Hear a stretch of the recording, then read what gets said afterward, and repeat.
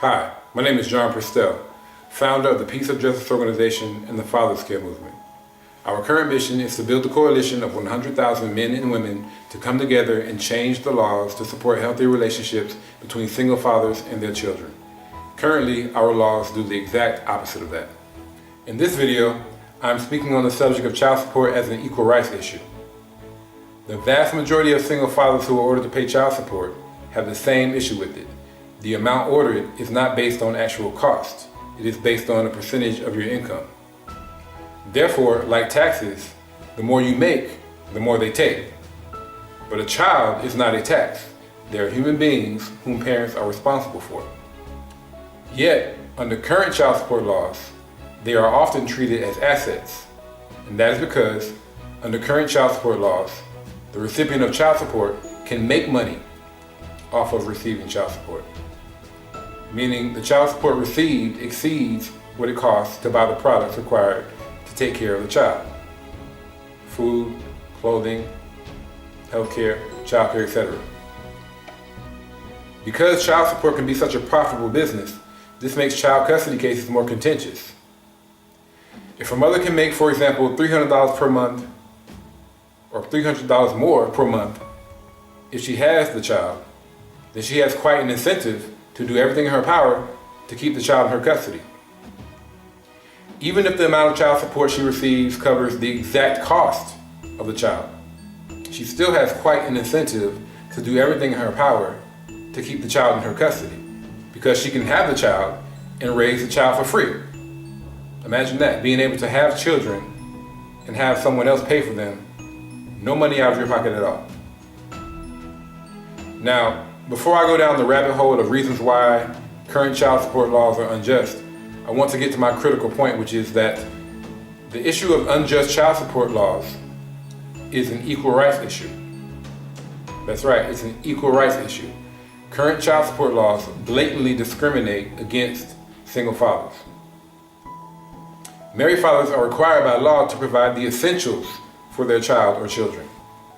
Whether or not they exceed the essentials is completely up to them. Married fathers have a choice in purchasing the products required to care for their child or children. They have a choice in how much to spend on those products. They can buy brand name diapers, or they can buy the cheaper store brand. They can buy their food at expensive grocery stores, or they can buy at the bargain grocery store chains. Married fathers are not forced by the government to spend on their child based on their income. Married fathers have the liberty to increase or decrease the amount of money they spend on their child at any given time. Just so long as they always provide the essentials, they can increase or decrease the amount of money they spend on their child at any given time. If married fathers decide that they want to cut back on how much they spend on their child so that they can save for a 2-week vacation, for example, while the child or children are sent off to the grandparents' house for 2 weeks, well, they can do that.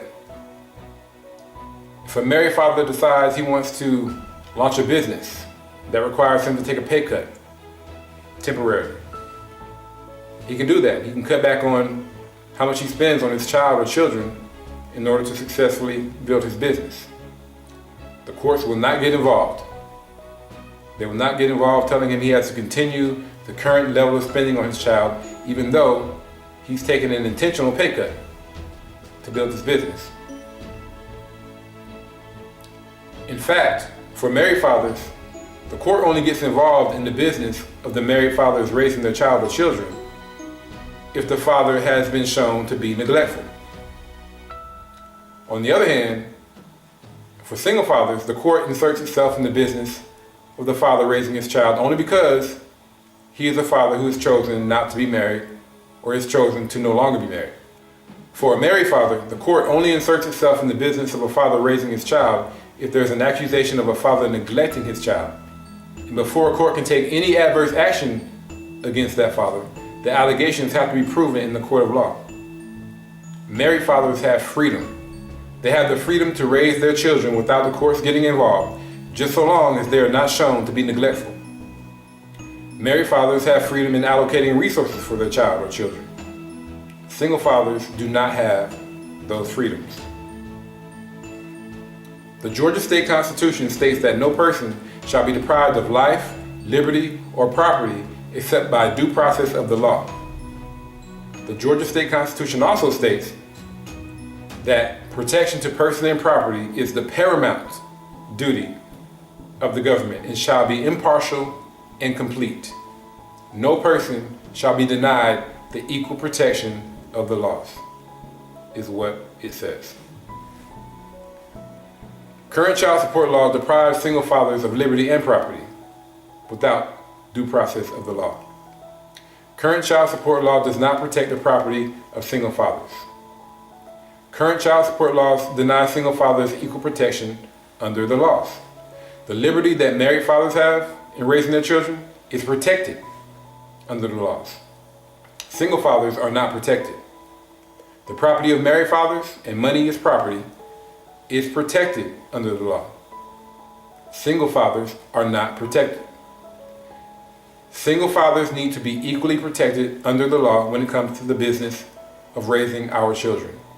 Current law is partial to protect only married fathers, while the Georgia State Constitution says that protection to person and property is the paramount duty of the government and shall be impartial and complete. We single fathers want the same protections that married fathers enjoy when it comes to the business of raising our children.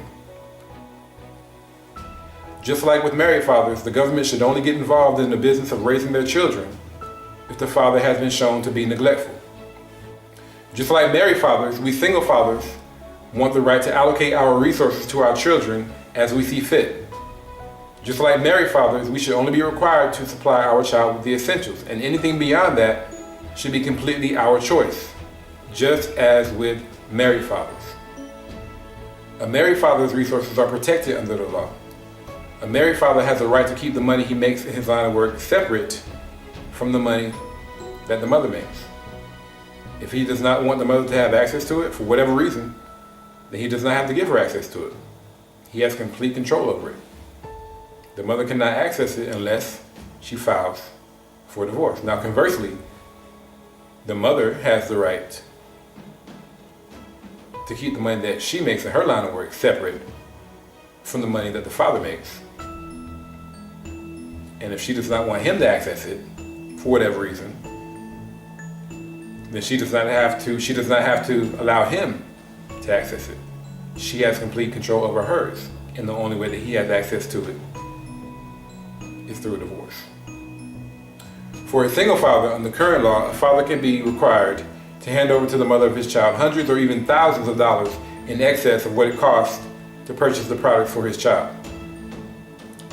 So for example, if the actual expenses for a child is $1,500 per month, but the father makes, let's say, $175,000 to $200,000 per year, and the mother makes, let's say, $60,000 per year. Well, the father, in that case, will likely be ordered to pay in excess of $2,000 per month in child support. In that case, the mother profits $500 per month. She profits $500 per month on the transaction and does not have to use any of her own money to take care of the child. She gets to raise the child for free and make a profit off of the child. Additionally, every time this ambitious father gets a raise, she gets a raise. He has to work for the raise. She does not. The common argument from the opposition is that if the father lives in a mansion, then the child should also live in a mansion. Meaning that if the father has a higher quality lifestyle than the mother does, then that father is responsible for providing that lifestyle to the child when the child is in the custody of the mother, meaning that the mother will enjoy that lifestyle as well. The laws in Georgia are written such that the father pays an amount of child support so that the child enjoys the same lifestyle that the child would if the parents were married. I have another upcoming video on that called If We Were Married. Now, the purpose of a divorce is to cut ties with the person you are divorcing. These ties include mental, emotional, spiritual, if you're a spiritual person, sexual, and financial. However, when there is a child involved, the government forces the father to maintain a financial obligation to the mother when the financial obligation should only be to the child. The government forces a father to provide for another adult whom the father no longer loves. Men, we tend to take care of women that we love. That's what men do. They take care of women that they love. That's what we do. Call it smart, dumb, or whatever. That is what we tend to do. So when we're no longer in love with them, or when we no longer love them, we no longer want to take care of them. But under the circumstances where there's a child involved, the government forces us to. Now back to this, if a father lives in a mansion, the baby should live in a mansion argument. I could not disagree more. First of all, I've known many single fathers who pay child support and live much worse than the mother does. Kanye West references this in one of his songs, Gold Digger, that came out on his first album, where he says, I know somebody paying child support for one of his kids. His baby mom and car and crib is bigger than his. You'll see him on TV any given Sunday, win the Super Bowl and drive off in a Hyundai. She was supposed to buy a shorty Tyco with your money. She went to the doctor, got lipo with your money. Well, when I was 28, I had a roommate who was 40. A 40-year-old divorced father of 2 school-aged children. He made $75,000 per year as a contractor installing cabinets and countertops. On that salary, he had to pay $1,500 per month in child support for those 2 children. Now, when he got divorced, his ex-wife got the house, so he moved out and rented the house. However, ultimately, he could not afford it, so he ended up renting a room from me, a 28-year-old who was, at the time, making $50,000 per year. The room he rented from me was only big enough to fit a queen-size bed and a nightstand, or either 2 twin-size beds and a nightstand. He had his 2 kids with him every other weekend, and they slept with him in that one small room. He had a queen-size bed and a nightstand. And his 2 kids, a boy and a girl, slept with him in that one small room every other weekend. Now, the mother lived in the beautiful house that they had as a married couple, clearly living a higher quality lifestyle than her ex-husband. She was also remarried, enjoying a dual income household. Why then was she not required to pay him support so that the children could have the same quality of life with the father as they have when living with the mother? Why is the mansion-to-mansion argument not applicable there under the law? Why should a father pay extra money to the mother in order to upgrade her lifestyle to match his when he's living better, but a mother does not have to pay extra money to the father in order to upgrade his lifestyle to match hers when she is living better? Could it be that we expect a man to go out and make his own money, but we do not expect the same for a woman? Could it be that when it comes to child support, the court system expects a woman to be treated like we're living in the 1800s, as if they cannot go out and make just as much money or more than men do in 2019? I can tell you, because I've been through it, the laws are written in the spirit of the 1800s, when the child of tender years doctrine was the law of the land. And mothers, they know that, and they play on that in court. I have another upcoming video on that talks about that. My response to the mansion for mansion argument is that if the father makes, let's say, $90,000 per year, and the mother wants to provide that $90,000 per year lifestyle to her child when the child is with her, well, then she needs to go out and make that $90,000 per year. If a father makes $150,000 per year, and the mother wants to provide that $150,000 a year lifestyle to her child when the child is with her, well, then she needs to go out and make $150,000 per year. If a father makes $500,000 per year, and the mother wants to provide a $500,000 per year lifestyle to her child when the child is with her, then she needs to go out and make $500,000 per year. It does absolutely no harm to a child to go from the house of a parent making $500,000 per year when the child is with the wealthier parent to the house of the parent making $60,000 a year when the child is with the less wealthy parent. It does absolutely no harm to a child to go from the house of a parent making $500,000 a year to the house of a parent making $60,000 per year No harm is done to that child in that transition. What it simply shows the child is what a $60,000 a year lifestyle looks like and what a $500,000 a year lifestyle looks like, and the difference between the two. There's no harm done from a child making that transition from one home to the other. No harm whatsoever. It shows a child a difference, is what it shows them. If a parent wants to reap the benefits of being married to someone who does well financially, well, then they should have to stay married to the person.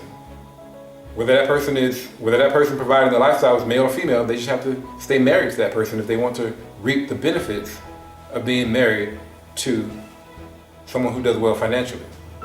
A parent should not be able to reap those benefits whether they're married to them or not. That is legal extortion. Extortion is legal in Georgia and all across the United States in this circumstance. And I have another video on that. The Georgia State Constitution is not protecting the liberty and property of single fathers as it is supposed to. We should be protected just as married fathers are. Under current law, the government is partial to married fathers in protecting them only, while the Georgia State Constitution says that this protection shall be impartial and complete.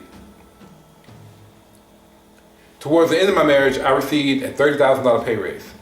That put me into making six figures. When I received that raise, I had a choice. I could upgrade our lifestyle, or I could save the money to keep us on the path to financial freedom. I chose the latter. I did not upgrade our lifestyle. I kept our expenses exactly the same. As a married father, I was protected.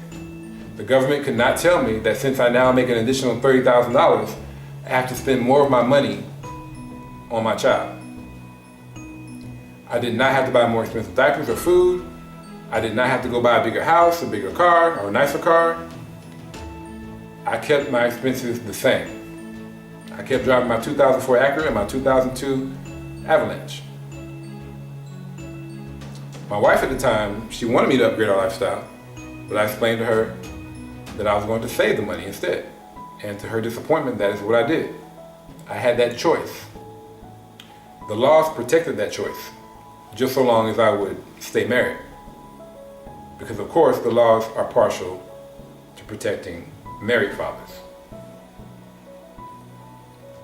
Let me illustrate something else to you real quick. I promise you it falls in line. So, most Americans live paycheck to paycheck, while most Americans do not want to live paycheck to paycheck. Most Americans do not save any money month to month, but most Americans would love to save money month to month.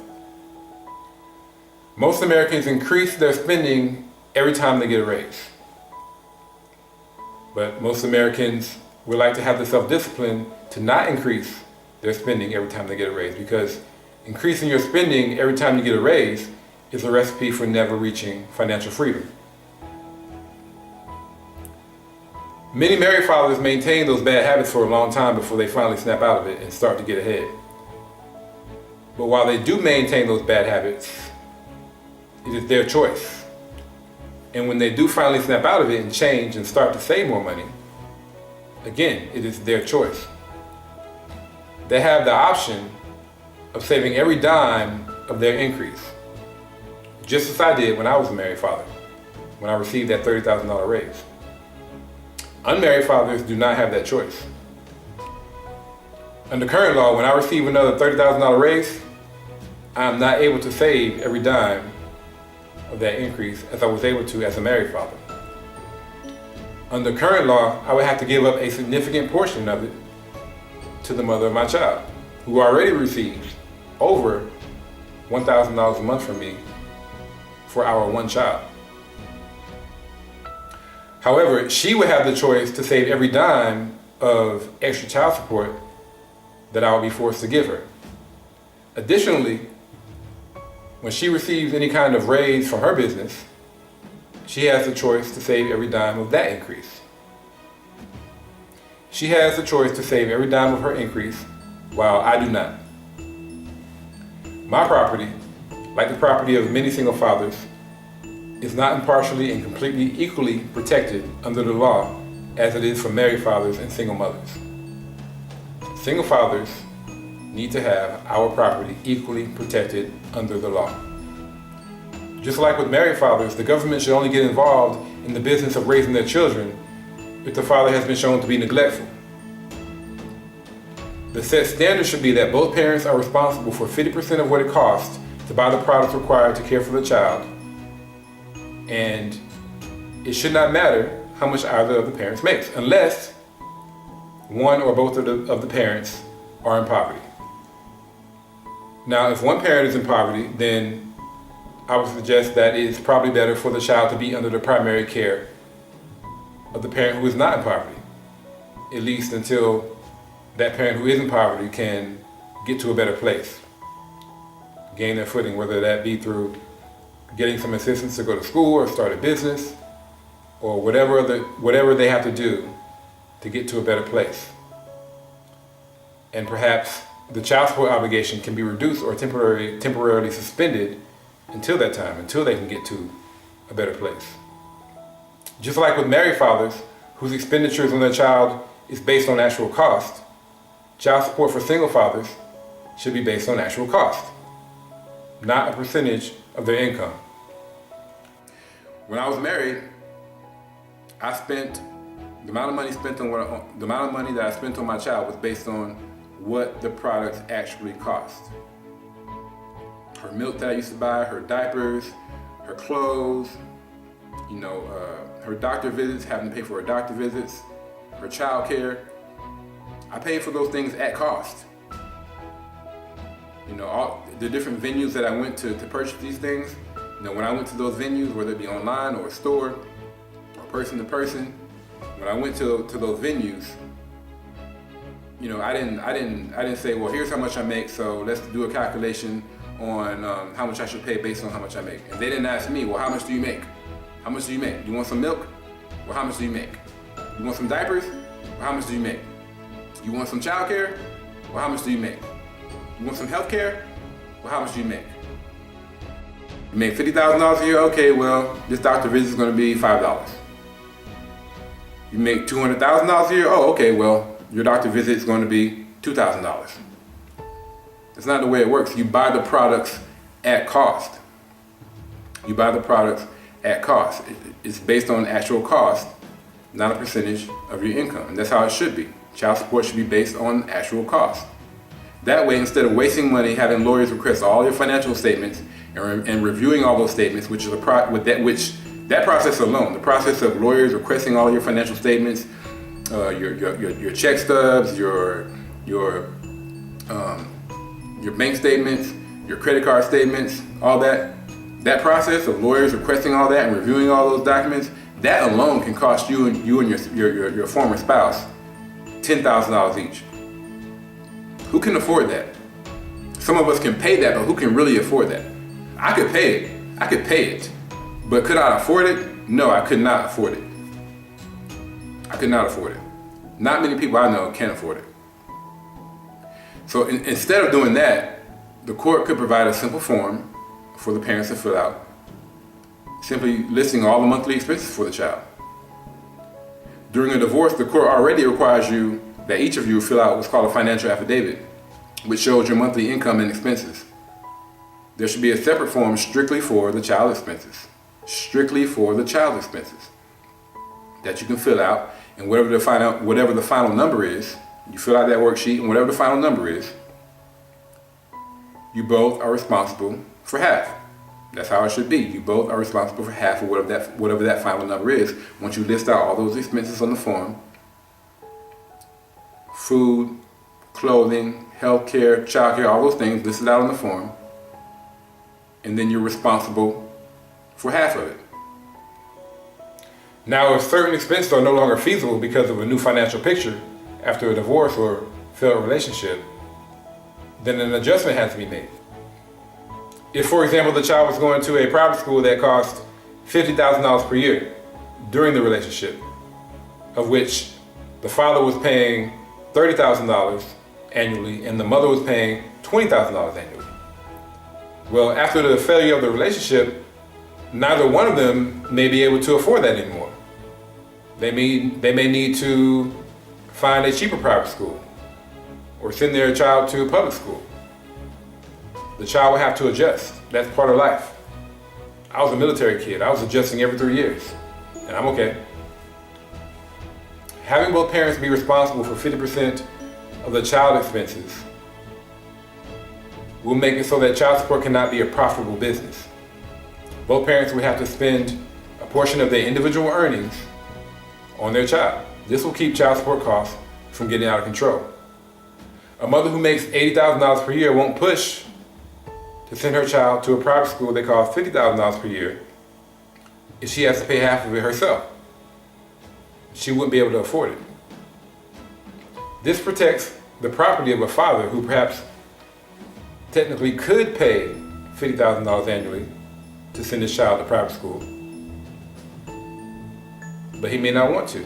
He may think that is an unwise choice in a new financial picture after a breakup, after a failed relationship. He may prefer to send his child to the same public school that he went to when he was growing up. This will protect his choice, just like the law currently protects a married man's choice. That's it for this video. Again, I am John Purcell, founder of the Peace of Justice organization and the Father's Care movement. Please go to my website and join the movement. Join the coalition of 100,000 men and women. Fathers care. We love our children. My website is peaceofjustice.org. That's PEACE of justice.org. You can also get there through peaceofjustice.com. That's PEACE of justice.com. My contact information is listed below this video. You can contact me via Twitter, Facebook, Instagram, email. You can go directly to my website, of course. Whichever one of those platforms that you prefer, by all means, reach out to me. Again, please go to my website, join the coalition of 100,000, support the movement. Let's get moving.